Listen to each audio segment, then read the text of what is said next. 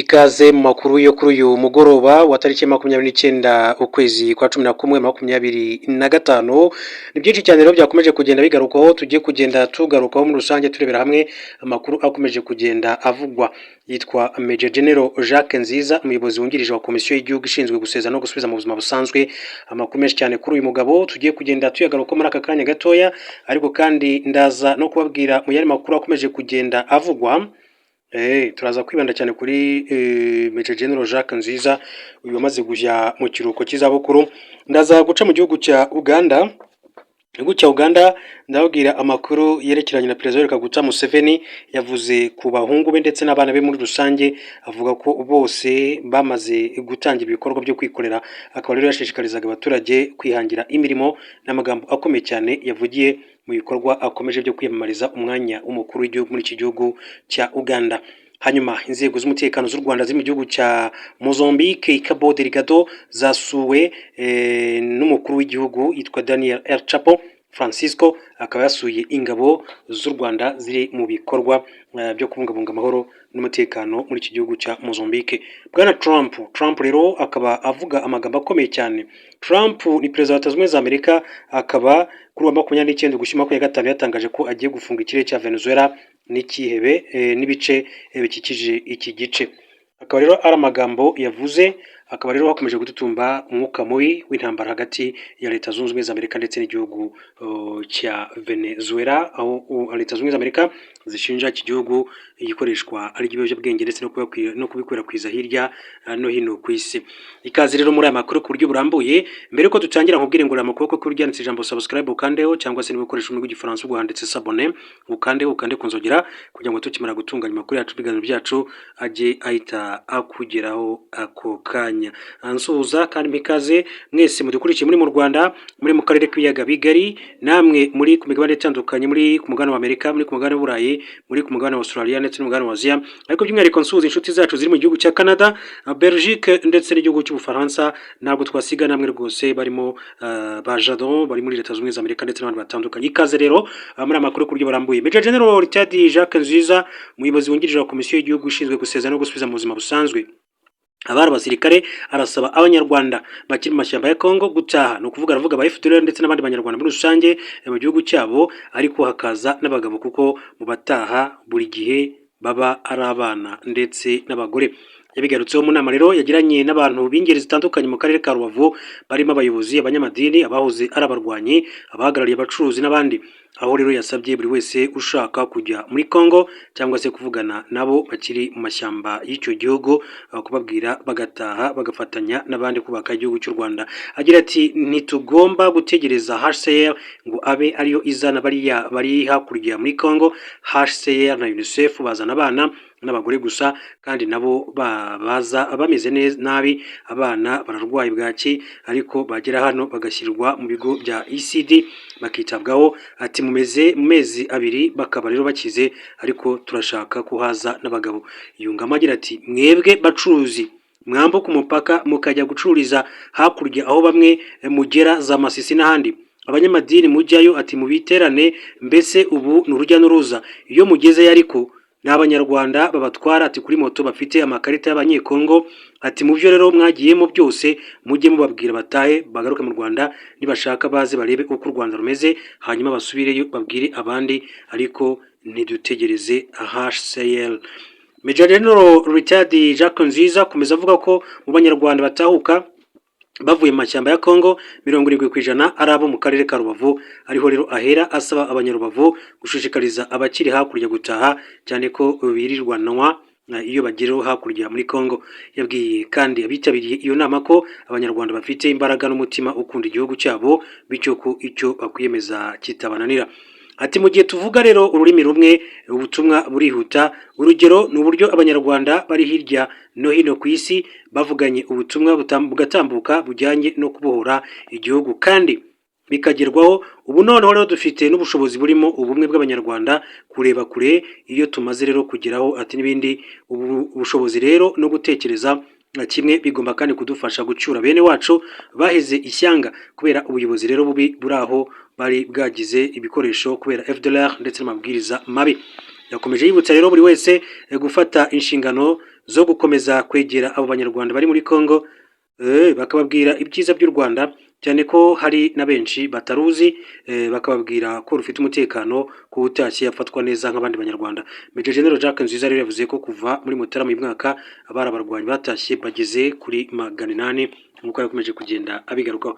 Uyu Major General Jacques Nziza akaba rero Jacques Nziza nakubwira ko Lieutenant General Karenzi Karake, Major General Jacques Nziza na Brigadier General Gashayija Bagirigomwa bari mu basirikare bakuru basezerewe mu ngabo z'u Rwanda hari ku itariki ya 17 ukwezi kwa karindwi mu mwaka wa 2017. Hari ku nshuro ya gatanu kandi guhera muri 2013 RDF yari ishyize mu kiruhuko cy'izabukuru abasirikare hakurikijwe itegeko ryihariye rigenga ingabo z'u Rwanda. Uwo munsi rero ku munsi wo kwa mbere abagiye mu kiruhuko bose hamwe bari 817 barimo abofisiye n'abasofisiye bagera kuri 339, akaba 378 barangije amasezerano y'akazi bari bafitanye na RDF na 70 bakuwe muri RDF kubera impamvu z'uburwayi. Hanyuma nakubwira ko uyu Jacques Nziza retired Major General Jacques Nziza uyu amaze nawe iminsi aronisha nabonye mu minsi ishize bamwibazaho bavuga ko nawe yaba muri condition itameze neza, ariko ni ku mbuga nkoranyambaga biganjemo inyangarwanda cyangwa se abasanzwe barwanya ubutegetsi bw'igihugu cy'u Rwanda barizwa ku migabane itandukanye y'izituye. Ariko ngaho rero ibera muri komisiyo ishinzwe gusubiza mu buzima busanzwe abanyarwanda bahoze baba muri Congo. Mu muhango rero wo kubasezera icyo gihe no guha agaciro umurimo bakoreye igihugu wabereye ku cyicaro gikuru cy'ingabo z'u Rwanda ku Kimihurura, Minisitiri w'Ingabo icyo gihe General James Kabarebe yashimiye byimazeyo aba basirikare umusanzu batanze mu rugamba rwo kubura igihugu no guhagarika jenoside yakorewe abatutsi. Yagize ati mu izina ry'umugaba w'ikirenga w'ingabo z'u Rwanda ndifuza gushimira aba bagiye mu kiruhuko cy'izabukuru uyu munsi ku bwitange bagaragaje ku rugamba rwo kubura igihugu n'umusanzu wabo mu rugendo rwo gukomeza kubaka igihugu cy'u Rwanda. Yabasabye gukoresha ubunararibonye bafite mu gukomeza gutanga umusanzu mu nzego z'igihugu kibakeneyemo. Lieutenant General Karenzi Karake wavuze mu izina ry'abagiye mu kiruhuko cy'izabukuru yashimiye ubuyobozi bwa RDF umugaba w'ikirenga w'ingabo z'u Rwanda Paul Kagame by'umwihariko ku nama atahwemye kubaha mu rugendo rwabo nk'abasirikare. Yavuze ko nubwo bagiye mu kiruhuko batananiwe ku buryo batazatanga umusanzu wabo mu kubaka igihugu cy'u Rwanda. Yakomeje agira ati ni ishema gukorera mu buyobozi buhamye, ati ufite icyerekezo kandi bwubashywe. Uyu ni umwanya wo gusubiza umwambaro wa gisirikare tukambara umwambaro mushya, ubundi tugatanga umusanzu wacu nk'abaturage beza kandi tuzirikana inshingano dufite zo gutanga umusanzu aho bikenewe. General Jacques Nziza yarasezera mu ngabo z'u Rwanda, yaramaze igihe ashinzwe ibikorwa bihuza ingabo z'u Rwanda n'abaturage. Chief G9 yabaye umugenzuzi mukuru w'ingabo z'u Rwanda ndetse nabaye umujyanama munyamabanga wari muri Minisiteri y'Ingabo. Naho Lieutenant General Karake Karenzi wamaze igihe kinini cyane ayobora urwego rushinzwe iperereza n'umutekano rw'imbere mu gihugu kuva tariki 22 Werurwe 2016 Perezida Paul Kagame yamugize umujyanama we mu bya gisirikare n'umutekano, mu gihe Brigadier General Gashayija Bagirigomwa we yaramaze igihe ayobora intera gutabara mu ntara y'Iburasirazuba. Iteka rya Perezida ryo mu Kwakira 2016 yishyiraho statut yihariye y'ingabo z'u Rwanda RDF rigena ko imyaka yo kujya mu kiruhuko cy'izabukuru ari 55 kuri officier general, imyaka 50 kuri officier mukuru, imyaka 45 kuri officier muto cyangwa se officier mukuru. Ariko kugira kubera impamvu rero zihariye mu nyungu z'akazi, umuyobozi ufite ububasha bwo kuzamura mu ntera ashobora gukongerera officier cyangwa se officier mukuru w'umwuga imyaka y'ikiruhuko cy'izabukuru ariko ntikirenga imyaka y'itanu. Umusirikare nawe rero ubwe ashobora kandi kwisabira kujya mu kiruhuko cy'izabukuru nyuma yo gukora imyaka 20 cyangwa mu gihe hasigaye imyaka igera kuri 5 kugira ngo ragere ku myaka yo kujya mu kiruhuko cy'izabukuru. Ofisiye cyangwa se ofisiye mukuru w'umwuga ugiye mu zabukuru ahabwa amafaranga yagenewe abajya mu zabukuru angana n'amezi 28 y'umushahara mbumbe wa gisirikare yaragezeho, ari nayo ahabwa abasezerewe mu kazi kubera impamvu z'uburwayi bo kuri urwo rwego. Ku basirikare rero bagengwa n'amasezerano ofisiye muto cyangwa se umusirikare muto nawe ahabwa amafaranga y'imperekeza yagenerwa abarangije amasezerano ingana n'amezi 28 y'umushahara mbumbe wa gisirikare yaragezeho kimwe n'usezerewe kubera uburwayi. Umusirikare uri mu kiruhuko cy'izabukuru kandi agira uburenganzira ku kigega cyunganira hamwe na pension y'inyongera bicungwa na Minisiteri y'Ingabo zigama CSS. Hanyuma rero reka mu yandi makuru duce muri Cabo Delgado mu gihugu cya Mozambique, babwire ko Perezida wa Mozambique Daniel Francisco Chapo yasuye inzego z'umutekano z'u Rwanda zikorera mu karere ka Anchoabe mu ntara Cabo Delgado. Perezida Chapo yaraherekejwe na Minisitiri w'Ingabo wa Mozambique Major General Cristóvão Arthur Chume, umugaba mukuru w'ingabo za FADEM General Julio dos Santos Gene n'umugaba w'ingabo zirwanira ku butaka Major General Andre Rafael Mahungwane, umuyobozi w'intara wa Cabo Delgado uyobowe na Valige Tuabo yakiriwe n'umuyobozi w'inzego z'umutekano z'u Rwanda Major General Vincent Gatama.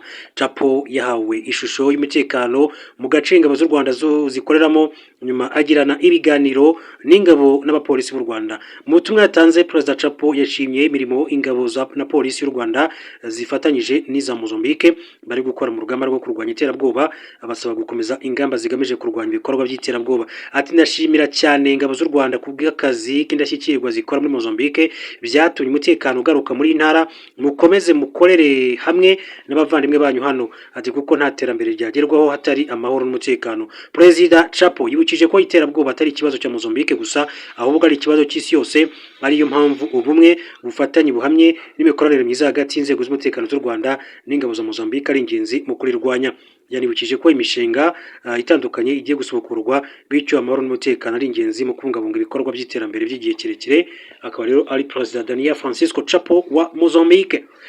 Hanyuma rero reka mbabwire ko mu gihugu cya Uganda Perezida wa Uganda Yoweri Kaguta Museveni yatangaje ko abaturage batagomba gutekereza ko akazi bagahabwa na leta kuko kava mu bikorera ndetse n'abana be bikorera, uretse General Muhoozi Kainerugaba wahisemo kujya mu ngabo z'igihugu. Museveni yamamarije mu karere ka Kazo mu rugamba rwo guhatanira kuyobora igihugu cya Uganda matora ateganywe mu itariki ya 15 Mutarama 2026. Uyu musaza wahekejwe n'abana be muri ibi bikorwa yahamagaye umukobwa we witwa Patience Rwabwogo ubwo gukora ivugabutumwa, amubaza niba hari icyo yifuza kwigisha imbaga iteraniye aho.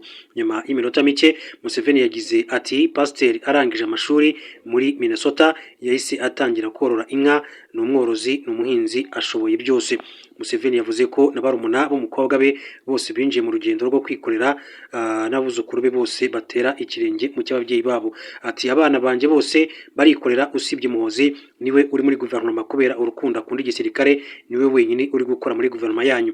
Yahamije ko abantu bibwira ko akazi gatangwa na leta nyamara atari ko bimeze. Ati akazi ka leta ni 480 gusa nyamara turi 1,050,000.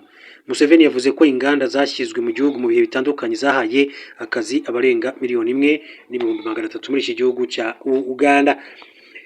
Perezida wa Leta Zunze Ubumwe za Amerika Donald Trump kuri 29 Ugushyingo 2025 yatangaje ko agiye gufunga ikirere cya Venezuela n'ibice bigikikije iki gihugu. Ubutumwa buri ku rubuga nkoranyambaga rwa Truth Social yabugeneye sosiyete zitwara abantu n'ibintu mu kirere, abapilote ubwabo, abacuruza ibiyobyabwenge ndetse n'abacuruza abantu. Ati kuri sosiyete z'indege zose, ku bapilote, abacuruza ibiyobyabwenge n'abacuruza abantu, mufate ko ikirere cyo hejuru cya Venezuela n'iby'igice bikikije kigiye gufungwa cyose. Murakoze kubyumva. Bwana Trump yatanze ubutumwa nyuma y'aho muri iki cyumweru ateguje abasirikare b'Amerika ko vuba cyane bazatanga ibikorwa byo kuba ku butaka byo kurwanya abacuruzi b'ibiyobyabwenge babikuye muri Venezuela. Uyu mukuru w'igihugu yagaragaje ko ibikorwa byo kurwanyiriza aba bantu mu nyanja byatumye abenshi muri bo bahitamo rero gukoresha ubutaka, bityo ko ariyo mpamvu rero Amerika igiye guhindura umuvuno. Leta ya Venezuela igaragaza ko Amerika ishaka gukura ubutegetsi bwa Nicolas Maduro yategetse abasirikare gukora imyitozo ikomeye ku butaka, mu kirere no mu mazi mu rwego rwo kwitegura intambara. Kuva ku ntangiriro za Nzeri 2025 indege za Amerika zarashe ubwato burenga 20 zahamyaga ko bwabaga buvanye ibiyobyabwenge muri Venezuela, bwapfiriyemo abantu barenga 80. Reka rero mbashimire mbifurize kugira ibihe byiza, turasubira mu yandi makuru.